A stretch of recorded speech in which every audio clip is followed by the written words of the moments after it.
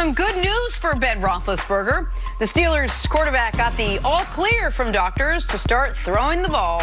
Pittsburgh nearly made the playoffs last season without an answer at quarterback, and now news that they may have their quarterback back. Well done, Jenna. Their quarterback. Yep. Got it again. Nick, will a healthy Big Ben lead the Steelers back to the playoffs? I don't think he will. Now, this one is very difficult, and it's February, so obviously a million things can change. Free agency, the draft, but gut feeling right now would be no.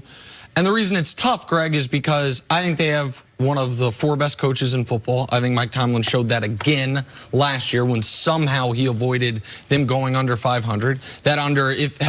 If the new playoff format that's been floated was in effect last year, they'd have been in at 7. But I don't think that's going to be in effect this upcoming season if it ever goes into effect. They obviously have an excellent defense.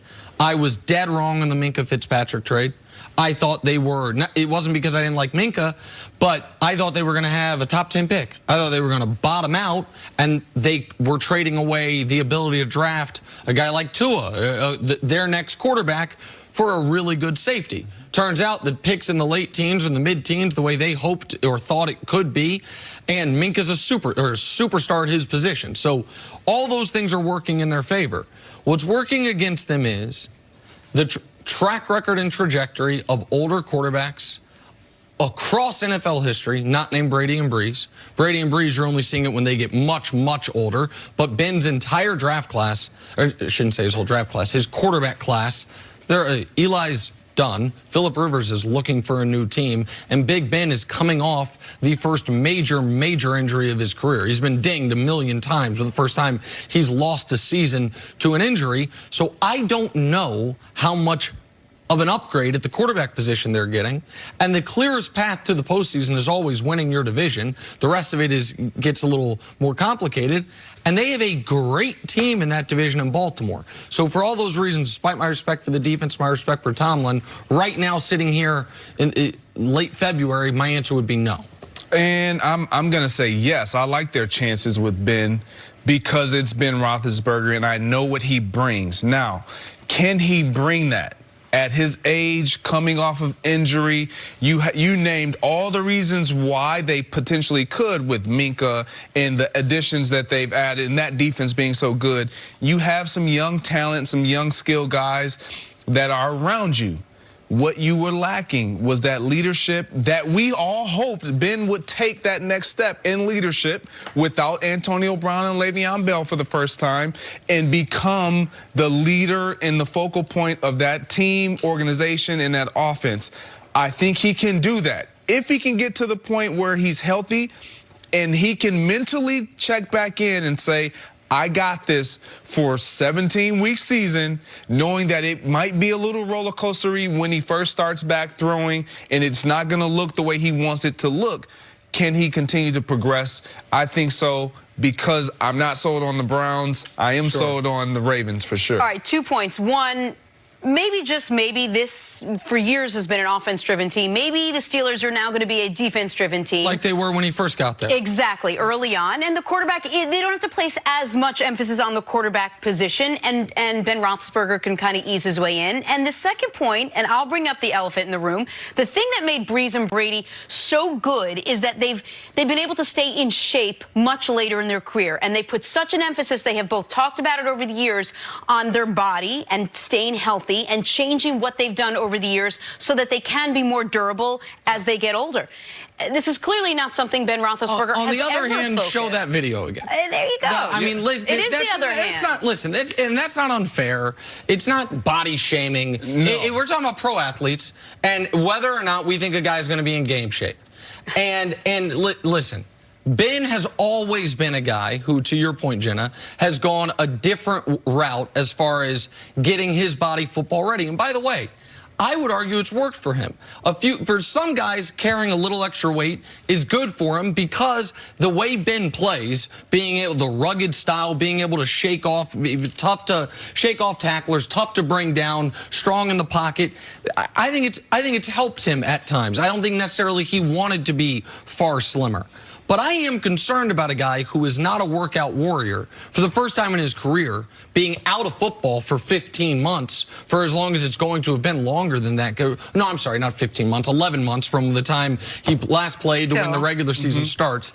And what that, at his age, and at his body type, what that's going to look like. I think that's totally fair, John. It is 100% fair, and I will add to that, like, when you get older, you don't typically want to pack on. Yes, early in his career, in mid-career, it did work for him. It was to his benefit.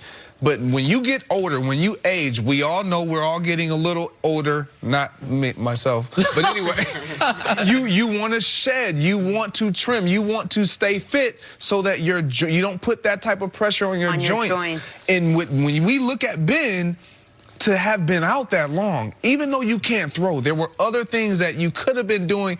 I don't know what he chose to do, but it doesn't look like his body was his primary focus. We'll see. And by the way, people can say we're reading too much into it from a few pictures, from whatever it is. Here's what I do know. When guys are in great shape and they know one of these workout videos is coming out, they have as few clothes on as possible. I know this, not for me personally. I got none of those videos. My guy over here, though, he's got shirtless videos across the interwebs. You can't miss him because he's training for Mr. Olympia or something, and he deserves it. I feel like because Ben knows, I know this from my friends in Pittsburgh, Ben knows this, what he would consider a narrative, that he is not in real shape, is out there. If he knows this video is coming out and he can disprove it, I don't feel like he's wearing two sweatshirts. Maybe I'm wrong. No. Maybe, I think it's a fair concern. I don't think it's a cheap shot.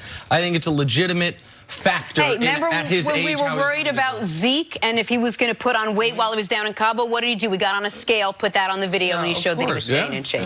Got to take a break. Coming up, back to basketball. Can the Boston Celtics win a title this season? To Ben Volin of the Boston Globe, Brady seems to be enjoying the leverage that comes with being an unrestricted free agent. Volin reports that teams looking for a quarterback, particularly the Chargers, the Raiders, the Bucks, all waiting on Brady before turning their attention to guys like Teddy Bridgewater and Ryan Tannehill or even Cam Newton. All right, Nick, who do you think's got more leverage here, Brady or the New England Patriots? Oh, I think Patriots have no leverage. None. What's their leverage? That, Tom, we're going to move on? Okay. I've been preparing for that. Go ahead, Jenna. Well, I was just going to say, they know what Tom wants. What if they just give it to him? Then they have the leverage? No, well, that's not the leverage. If we're in a negotiation and I say I want this and you say, okay, you can have all of this, you're doing that because I have the leverage. I never knew how leverage worked. Okay, yeah, this is why other people negotiate their contracts. Leverage. I totally understand that. This is why Brady getting the Patriots to add, when they wouldn't give him the extension, but they redid his deal to give him a salary bump and one important proviso in his previous year contract, which is you can't franchise tag me. That's where the leverage comes from. The Patriots can't franchise tag him and say it's here or nowhere. Because of that, and because the Patriots have no one waiting in the wings, and because he knows also they got a $14 million dead money cap hit from my deal that comes into effect the first day of the league year if they don't give me a new deal, he has all the cards. The only card they have is what? That we give you the best option to win, but I don't know if they do. And last year it certainly didn't look like they did. And they can't provide him with those better options prior to the open of free agency. They can't go to him and say, unless they're going to say, hey, we've signed X, Y, we've signed A.J. Green, because free agency hasn't started yet. So by the time they can start making moves to impress Tom Brady, he can start taking meetings. So to me, Tom has all the leverage here, Greg. You hit it right on the head, the nail right on the head. Two reasons. Franchise tag, can't use it on Tom Brady. It's not an option. As well as he knows what they want.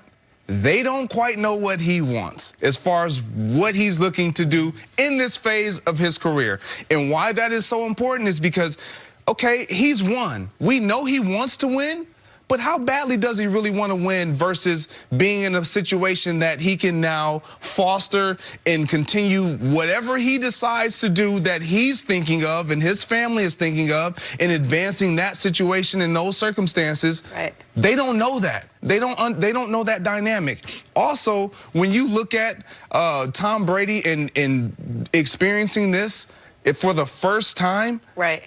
he's going to have the leverage because now I'm going